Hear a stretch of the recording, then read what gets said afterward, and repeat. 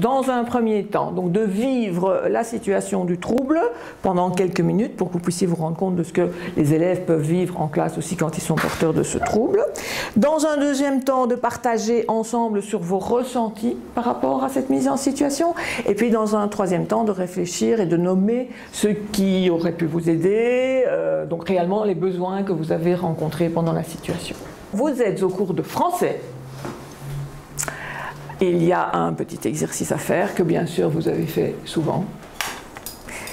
Je vais vous mettre, à mon avis, 3 minutes. Ça devrait être faisable en 3 minutes. C'est assez facile. Il y a 10 mots à recopier dans l'ordre alphabétique.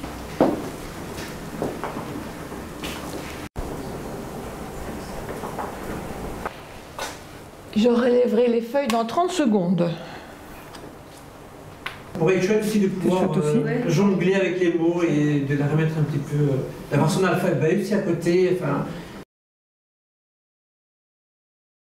D'abord c'était très énervant, c'était très agaçant parce qu'on s'est sorti pris au piège, parce qu'on n'y arrivait pas et en plus on nous rappelait tout le temps le temps, donc voilà, nous répétait que c'était facile et ça c'était vraiment très très angoissant. En plus c'était des mots voilà, inconnus, difficiles forcément voilà, pour nous, donc ça rajoutait une difficulté. Donc on était découragés, c'était voilà, fatigant.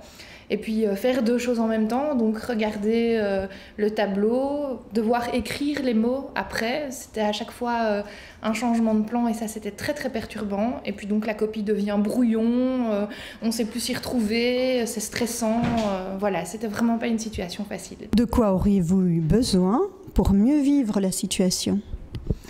Alors, de trouver une autre stratégie que de faire écrire, parce que finalement c'était quand même très très compliqué de recopier. Donc voilà, peut-être avoir les mots en petites bandelettes pour devoir voilà, jouer avec, pour les replacer. Utiliser les couleurs aussi, un code couleur pour le début des mots, pour pouvoir les classer par ordre alphabétique. D'avoir la feuille à recopier à côté de nous pour ne pas avoir tout le temps ce changement de plan, avoir du temps supplémentaire aussi, ça aurait permis de dédramatiser un petit peu la tâche, avoir une fiche de rappel de l'alphabet par exemple, pour avoir vraiment un support pour s'y référer, et puis alors que l'enseignant soit encourageant, bienveillant. Un des aménagements qu'on peut faire pour la dysorthographie, ça va être de limiter la quantité d'écrits. Et pour ça, on peut simplement proposer une dictée avec des trous. Et donc l'élève n'a donc une quantité réduite de mots à écrire.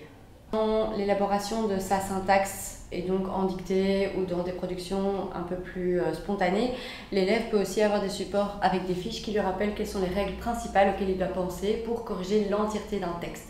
Un autre aménagement, quand on cible plutôt des exercices précis au niveau de la grammaire, ça va être de fournir des petites fiches dans lesquelles l'élève a des moyens mémotechniques pour pouvoir savoir par exemple quel est l'homophone grammatical à utiliser.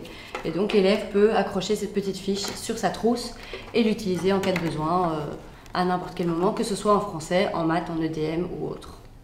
Une autre difficulté toute simple que peuvent avoir les élèves, c'est simplement la distinction entre les sourdes et les sonores. Et donc sur base d'une dictée ou d'une production de nouveau spontanée, l'élève peut confondre par exemple les lettres et donc au lieu d'écrire une voiture, il va avoir tendance à écrire une foiture. Pour éviter simplement cette confusion, l'élève avec un petit mémo peut vérifier si les sons vibrent ou ne vibrent pas pour déjà distinguer les sourdes des sonores.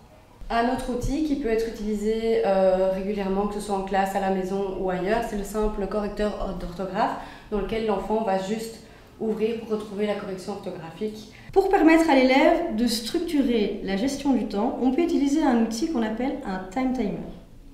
Pour l'utiliser, rien de plus simple. On met le temps dont on a besoin pour faire l'évaluation, l'exercice ou autre, et il va découler tout seul. Une fois que le temps imparti est écoulé, ça sonne. On a l'iPad aussi qu'on utilise de plus en plus maintenant en classe. Bien sûr, il y a plein d'applications qu'on peut utiliser qui sont souvent payantes. Et donc, il ne faut pas oublier que l'iPad en soi a déjà pas mal de fonctions intégrées sans devoir les payer en plus. Donc, quand j'écris par exemple une phrase, Je fais exprès de faire une faute, hein. Je mange une pomme. Eh ben, ici, il m'a bien mis que j'ai mal écrit le mot manger. J'appuie dessus et il me propose en fait d'autres mots qui ressemblent aux mots que j'ai voulu écrire. Et j'appuie dessus et hop, c'est corrigé. On peut également proposer ce type d'ouvrage qui est un dictionnaire phonétique. Donc en fait, ça permet à l'élève qui a tendance à réfléchir pour écrire un mot en cherchant quel son il entend, d'avoir donc la possibilité de trouver le mot avec le son et pas avec la lettre. Je prends par exemple l'idée de manteau. Il entend le son M et donc il va aller chercher le M. Puis il entend le son en, donc ici il est proposé man et il entend ensuite t. Et donc il va chercher dans la liste où se trouve le son t. Et dans le son t, il trouvera, donc on a menthe, manteau, et donc il a trouvé son mot.